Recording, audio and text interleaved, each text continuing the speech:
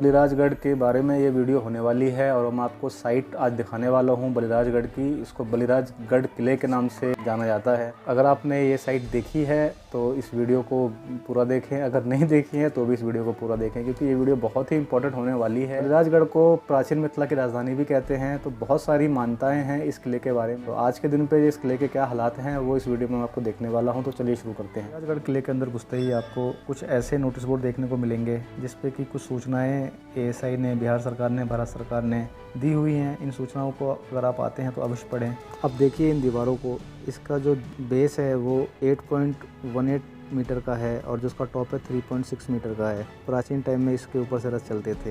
वर्तमान में भी इसकी इतनी चौड़ाई है कि इस पर एक ट्रक चल सकता है। पिरामिड शेप में ये दीवार का निर्माण करा गया है। इन दीवारों को सुरक्षात्मक दीवारों के रूप में देखा जाता है। बलिराजगढ़ का अगर आप देखें तो बहुत बड़ी साइट है। 175 एकड़ इसकी साइट है जो कि 125 एकड़ रह गई है। बहुत सारे अतिक्रमण इस बलिराजगढ़ में हुए हैं जिससे ये धीरे धीरे छोटा होते जा रहा है। सबसे पहली खुदाई 1962-1963 में की गई। इस स्थल से अब तक पूर्वावशेषों में तस्तरी, थाली, पत्थर के वस्तु, हड्डी, बालूयुक्त जमीन के महीन कण, विशाल संग्रह पात्र, सिक्के, मनके, मंदिर के भवनावशेष प्राप्त हुए हैं और एक महिला की मूर्ति प्राप्त हुई है जो गोदी में बच्चे को स्तन से लगाई हुई है। यह सबसे महत्वपूर्ण साक्ष्य प्राचीन दीवार है। उत्खनन से यह पता चला कि जो बलिराजगढ़ की प्राचीन दीवार है जो पकी हुई ईंटों से बनी हुई है और अभी भी सुरक्षित अवस्था में है। दीवार में कहीं कहीं कच्ची ईंटों का भी प्रयोग किया गया है। सुरक्षात्मक दीवारों से दोनों ओर पक्की ईंटों का प्रयोग दीवार को और मजबूती प्रदान करता है। दूसरी बार बलिराजगढ़ की खुदाई 1972-1973 और तीसरी बार 1974-1975 में की गई।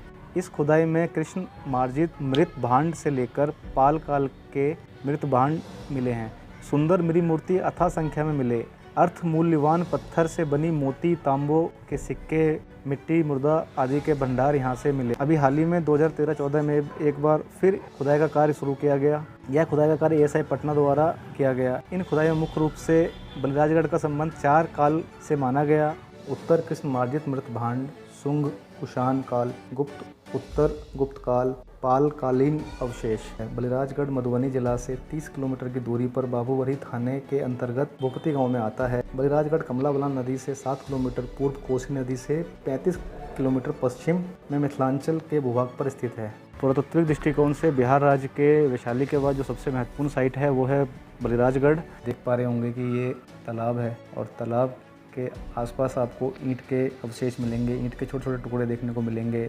जब यहाँ पे किसी राजा का शासन रहा होगा तो उस समय इस तालाब का निर्माण राजा महाराजा महारानियों के स्नान करने के लिए बनाया गया होगा। ये जो ईंट के अवशेष हैं ये इस बात की गवाही देते हैं। तालाब तक आने के लिए सीढ़ियों का निर्माण चारों ओर कराया गया होगा। एएसआई ने यह दावा किया है कि खुदाई के दौरान इस तालाब का पानी रिसता है जिसकी वजह से खुदाई का काम करना बहुत मुश्किल हो जाता है। बलिराजगढ़ किले के अंदर मोटरसाइकिल से ही हम जा रहे हैं। रास्ता तो बड़ा ख़राब है इसीलिए वीडियो थोड़ी शेकी बनी है। अब देख पा रहे हैं कि रास्ता बीच बीच में काटा हुआ है। बलिराजगढ़ का पुरातत्विक महत्व सबसे पहले 1884 में जॉर्ज ग्रिसन ने अपनी पुस्तकों में इसका उल्लेख किया, जिसके प्रकाशित होने के बाद 1938 में इसको राष्ट्रीय धरोहर के रूप में घोषित किया गया। पौराणिक कहानियों की अगर हम माने तो बलिराजगढ़ को मिथिला की राजधानी के रूप में देखा जाता है। रामायण के अनुसार राम, लक्ष्मण और उनके गुरु विश्वामित्र गौतम आश्रम से ईशान कोण की ओर चलकर मिथिला के यज्ञ मंडप पहुंचे थे। गौतम आश्रम की पहचान दरभंगा जिले के ब्रह्मपुर गांव से की गई है, जिसका उल्लेख स्कंद पुराण में भी मिलता है। आधुनिक जनकपुर गौतम आश्रम अर्थात ब्रह्मपुर से ईशान कोण न होकर उत्तर दिशा में है। इस तरह गौतम आश्रम से ईशान कोण में बलिराजगढ़ के अलावा कोई और ऐतिहासिक स्थल दिखाई नहीं देता जिस पर प्राचीन मिथिलापुरी होने की संभावना व्यक्त की जा सके। पाल साहित्य में कहा गया है कि अंग की राजधानी आधुनिक भागलपुर से मिथिलापुरी 8 योजन की दूरी पर है। 8 योजन लगभग 102 किलोमीटर के आसपास होता है। अतः बलिराजगढ़ के पक्ष में इस तरह का तर्क दिया जाता है कि यह प्राचीन मिथिला की राजधानी मिथिलापुरी थी। अब जानते हैं राजा बलि की कहानी। विरोचन पुत्र और प्रहलाद के पौत्र राजा बलि बहुत ही दानवीर होते थे। कोई भी इनके राज्य में इनसे आर्थिक सहायता के लिए अगर आता था तो वो खाली हाथ नहीं जाता था। इसीलिए राजा बलि को बहुत ही दानवीर माना गया है। दैत्य गुरु शंकराचार्य के कहने पर इंद्रासन की प्राप्ति के लिए राजा बलि 100 यज्ञों का अनुष्ठान करते हैं। 99 जो यज्ञ हैं वो कंप्लीट हो चुके थे। एक यज्ञ इनका बाकी था। अगर ये 100 यज्ञ इनके पूरे हो जाते तो इंद्र की जो गद्दी है, जो स्वर्ग है, वो राजा बलि को मिल जाता। इसी यज्ञ को रोकने के लिए इंद्र और बाकी देवता भगवान विष्णु के पास जाते हैं और उनसे मदद की गुहार लगाते हैं। भगवान विष्णु बटुक के रूप में जाके राजा बलि से 3 पग भूमि की मांग करते हैं। जैसे ही दैत्य गुरु शंकराचार्य ने भगवान विष्णु के 5वें अवतार वामन देवता को देखा तो वो समझ गए थे कि विष्णु भगवान ये 100वां यज्ञ को रोकने के लिए आए हुए हैं, और उन्होंने राजा बलि को मना किया कि वो कोई भी दान इस बटुक को ना दें। लेकिन राजा बलि ने दैत्य गुरु शंकराचार्य की नहीं सुनी और 3 पग भूमि की भिक्षा देने के लिए संकल्प लिया। वामन देवता ने पहले पग में पृथ्वी और पताल, दूसरे पग में आकाश और नक्षत्र नाप लिए। तीनों लोगों के विजेता राजा बलि की जो सारी संपत्ति थी वो वामन देवता ने 2 पग में ही नाप ली थी, और अब राजा बलि के शरीर के अलावा इनके पास कुछ भी नहीं बचता है। तब वामन देवता राजा बलि से पूछते हैं कि अब आपकी सारी संपत्ति तो मेरी हो चुकी है, अब मेरा ये तीसरा पग मैं कहाँ रखूँ। तो राजा बलि अपना सर आगे कर देते हैं और भगवान से आग्रह करते हैं कि तीसरा पग वो उनके सर पर रखें। तो ये तो पौराणिक मान्यता है इस बलिराजगढ़ के किले के बारे में। तो इतना प्राचीन धरोहर है हमारे पास, मिथिला के पास, और हम बिहार वाले इस पे कुछ नहीं कर पा रहे हैं। ये बहुत बड़ा गवर्नमेंट का फेलियर है, और जो भी रिलेवेंट अथॉरिटीज़ हैं उनको इस पे ध्यान देना चाहिए कि ऐसी धरोहर आपके पास है, आप चाहें तो इसको बहुत अच्छे से इस पर रिसर्च करके चीज़ों का पता लगा के आप निश्चित परिणाम पे पहुंच के, निष्कर्ष पे पहुंच के लोगों को बताएं कि बलिराजगढ़ का इतिहास क्या था। बिहार में टूरिज़्म बढ़ाने का सपना बिहार सरकार देख रही है, और बिहार सरकार के पास इतनी महत्वपूर्ण साइट अवेलेबल है जिस पे अगर वो थोड़ा सा काम करे, टूरिज़्म को बहुत अच्छा पुश मिलेगा, और जो क्षेत्र में रोज़गार की संभावनाएं हैं उस पर एक बहुत अच्छा काम देखने को मिलेगा। लेकिन हमारी गवर्नमेंट जो है वो बिल्कुल कानों में रुई डाल के सो गई है। वो देखना ही नहीं चाहती कि उनके धरातल, उनकी ज़मीन में कैसी चीज़ें दबी हुई हैं जो कि अपने वर्तमान को रो रही हैं। बलिराजगढ़ का किला एक चारागाह बन के रह गया है। कुछ ना कुछ कंक्रीट काम हमारी बिहार गवर्नमेंट इस पर करे, भारत सरकार इस पर करे। आप रामायण कॉरिडोर की बात कर रहे हैं, राम मंदिर की बात कर रहे हैं, और ऐसी धरोहर हमारे पास पड़ी हुई है, कोई इस पे काम नहीं चल रहा। आप देख सकते हैं कि यहाँ पे कोई भी हलचल नहीं है। किसी भी क्षेत्र के डेवलपमेंट में टूरिज़्म बहुत बड़ा रोल अदा करता है, और टूरिज़्म को पुश करने के लिए अगर प्राचीन चीज़ें हो किसी जगह, किसी स्टेट के पास, तो टूरिज़्म को उससे अट्रैक्ट किया जा सकता है। अब विडम्बना देखिए, ये इतना प्राचीन विरासत हमारे पास है बलिराजगढ़ के रूप में, और इसमें हम कोई भी डेवलपमेंट नहीं कर पा रहे हैं।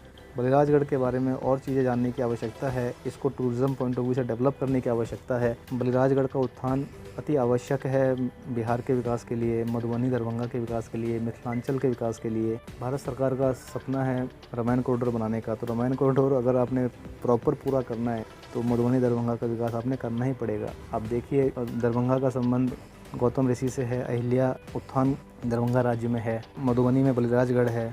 बिहार का टूरिज़्म जो हो पटना के इर्द गिर्द के एरियाज़ में सिमट कर रह गया है। उत्तर बिहार में कोई भी डेवलपमेंट बिहार सरकार ने टूरिज़्म पॉइंट ऑफ व्यू से नहीं करी है, तो बलिराजगढ़ से वो शुरुआत कर सकती है टूरिज़्म को पुश करने का।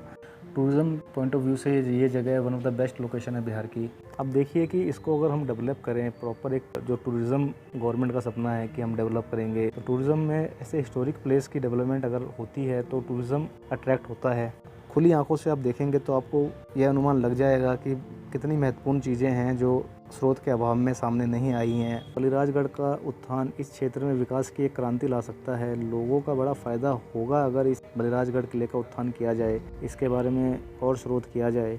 लोगों को रोज़गार मिलने की बहुत संभावनाएं हैं। जैसे ही इस प्लेस को टूरिस्ट पॉइंट ऑफ व्यू से अगर डेवलप बिहार सरकार, भारत सरकार करे, थोड़ा सा ध्यान लगाने की ज़रूरत है बलिराजगढ़ में। जितने भी बिहार के यूट्यूबर्स हैं, मैं सबसे अपील करता हूँ कि वो कम से कम एक बार बलिराजगढ़ आएँ, घूमें और देखें कि आपके मिथिलांचल में आपकी जो पौराणिक राजधानी है वो कैसी दिखती है, और यहाँ की वीडियो बनाएं। जितनी भी जानकारी इंटरनेट पे उपलब्ध हैं वो अपनी वीडियो के माध्यम से लोगों तक शेयर करें, और जितने भी आपके वो स्टेक होल्डर्स हैं उन तक अपनी बात पहुँचाएँ, और उनसे भी ये अपील करें कि भैया इस जगह पे कुछ काम कर लो, देखो खुद के कि क्या है इसके अंदर, कि जो भी दबा हुआ है वो देश के सामने, विश्व के सामने आना चाहिए। जितना हो सका मैंने बलिराजगढ़ का जो हाल है आज का, वो मैंने इस वीडियो में आपको दिखाने की कोशिश करी है।